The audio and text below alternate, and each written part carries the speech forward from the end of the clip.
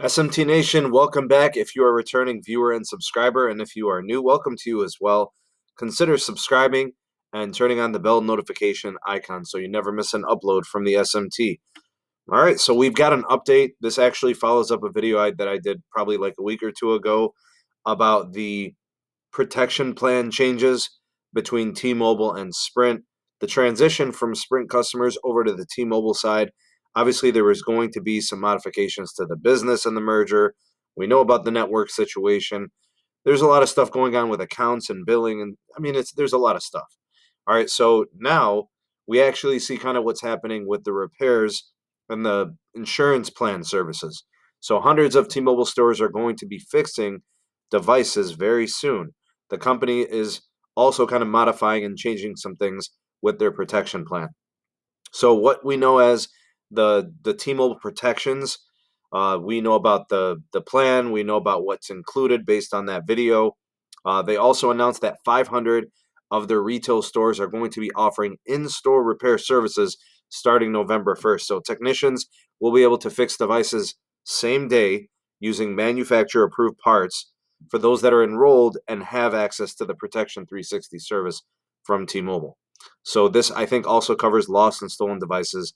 Customers can make like 5 claims within 1 calendar year or within like a 12-month window. And that, I think, used to be 3 claims per year. So that's better. Claims will be processed by Assurant. Formerly, they used to use Assurion through Sprint.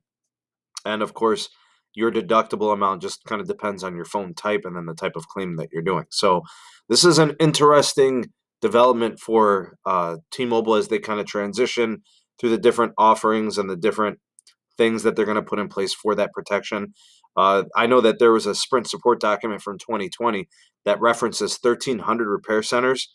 So this appears that they're losing some of those and they're retaining, 500 of the 1,300. So that may mean that you'll have to drive a little bit further to get or to use this service. So as of the fall of 2020, when the merger was completed, I think it was August of last year, the carrier did have like 7,500 retail locations. So clearly the footprint for the repair centers, not the equivalent of the footprint of the stores. But they should be within all major markets. In fact, if you're in a big enough market, you may have a couple to choose from, actually. So good to see that things are kind of sort of trending in the right direction.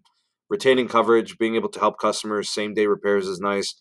If your display fails, you got a damaged screen, or the charging port stops working, those types of things need to be handled quickly, and you can keep using your device, especially if it's part of your business, your productivity, and your living. So just an update. Let me know what you guys think of the changes, the modifications, the updates from the protection plan, the switch with the companies and the provisions and the number of locations. Hopefully it's good enough for people. Let me know if you like what they're doing. Let me know if you don't really like the vision or the plan. Maybe you've used the services in the past. Let me know what your experiences are like. You're glad to see it, disappointing, whatever the case may be. Let me know what you have to say on this matter. You all are the voice of the people, the SMT Nation. Let your voice be heard. Comment down below. And of course, like this video and share this video. Subscribe for more content. And that's it for this one. Thank you for watching, and we will see you on the next video. Peace.